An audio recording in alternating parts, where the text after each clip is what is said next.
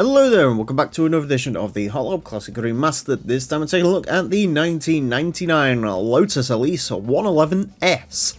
The newest Elise in the game because this one, well, the 111S was a 1999 trim model. Yeah, that's all that's interesting about it. It's another Lotus Elise. There's a lot of them in this game, and this is one of them. This one is the second worst. I think it goes Sport 135, 111S, Standard Elise, and then the Elise 190 is sort of reigning supreme, and then obviously you got the Motorsport Elise and the Elise GT1. So that's where this one sits in the pecking order. But it's not all bad. It does come in this excellent shade of purple, which I think really suits it. So yeah, it's not all bad. Unfortunately, the Elises around this track have been all bad. They're not quick cars. They're really not quick cars. Because of their lightweight, they sort of get bounced around a lot. They're quite tricky to handle, and ultimately, even at their best, they're not massively quick. So we'll see which one. No, we'll see where this one falls. But I haven't got massive hopes for it. Mid-engined, rear-wheel drive, 258 horsepower, 708 kilos. Yeah. This car is going to have 6 laps of the Motorsports Land track in order to set the best time it possibly can. It sounds awesome though. Our current leader is the Audi TT LM Edition. That car set a time of a 26.690. The Elise 111S is not beating that. In terms of Elises, our quickest one so far is obviously the GT1, but if you ignore that one, the quickest Elise is the Standard Elise.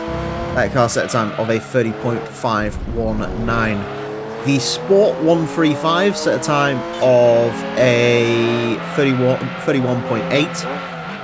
And these cars have been comprehensively beaten by their Japanese rivals. I guess unsurprisingly, because this game, Tommy Kairas are absolutely dominating these cars.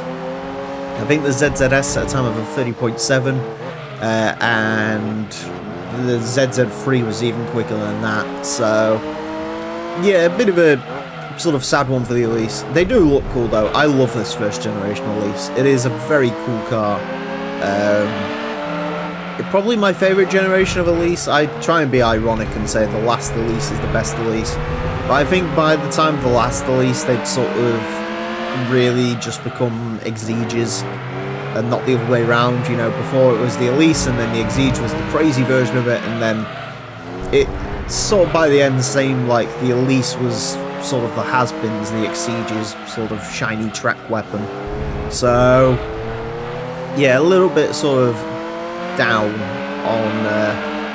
on later releases, but no, this first gen is awesome. I remember I used to see I think she was like some sort of businesswoman or something, would drive around in one of these as like sort of a daily almost. It was a chrome yellow car, if you know your Elise colours, and it looked absolutely exquisite. And it was just like, you are the coolest person I've ever seen. So yeah, these first gen cars are very cool. I would never own one. I would hate to think about trying to even get into one. I do not do low down cars, despite the fact that my stature probably suits stuff like MX-5 and stuff.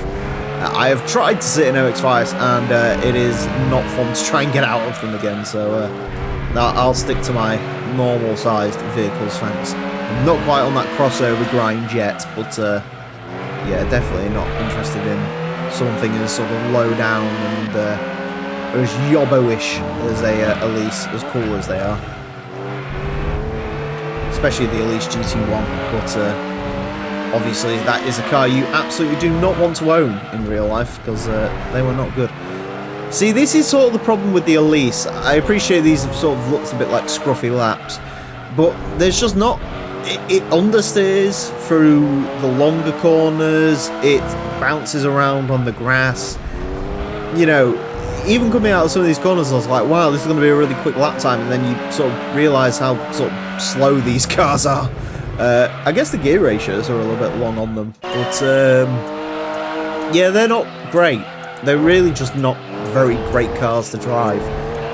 ultimately, which is a bit of a shame, but that's the way the cookie crumbles on them, I'm afraid. Wow. That's enlightening.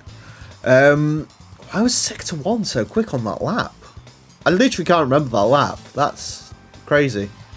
I mean, we've sort of discussed before, you know, your quickest sector doesn't really correlate all that well. See, you can sort of see just how much of a struggle Sector 2 is. That's the sort of before the first major braking zone, and then over those sort of bumps where there's supposed to be a bit of a chicane going on there. It's just not fun to try and get it through there, and there's a lot of sort of time that you can make up there. So yeah, very interesting. Anyways, a 31.639 will place this into 321st place. Goes in between the Mugen Civic Ferio and the Nissan Fairlady Z Version S 2x2. I think that was the second car we ever drove around here. Slightly up on the Sprinter Treno BZJ, Chevrolet Corvette Stingray, the horrible Unos, so at least it's quicker than that. In terms of Elises, it's 0.1 down on the standard car. I think if you strung a lap together, you could probably get it a lot closer. I'm going to be very interested to see how the Sport 190 does when it comes around here, because I do think that's going to be a very quick... Well, I don't think it's going to be a very quick car, but I think that's going to be the real reflection of Lotus pace. Although, to be fair, that doesn't mean that much more power than the standard Elise. I don't know. Anyways, we'll see when that comes around. But yeah, I mean, it's not... It's an Elise, they're just not great. And it's not just, you know, isolated to the Elise. It's why we was very shocked when the Tommy Kairos at the time it did, because, you know, MR2s and other such sort of mid-engine cars, they're just not great around here.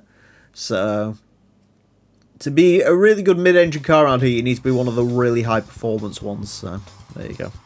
Anyways, that's it for this episode. Thank you all very much for watching. Join me next time when I will be driving something completely different. Until then, farewell.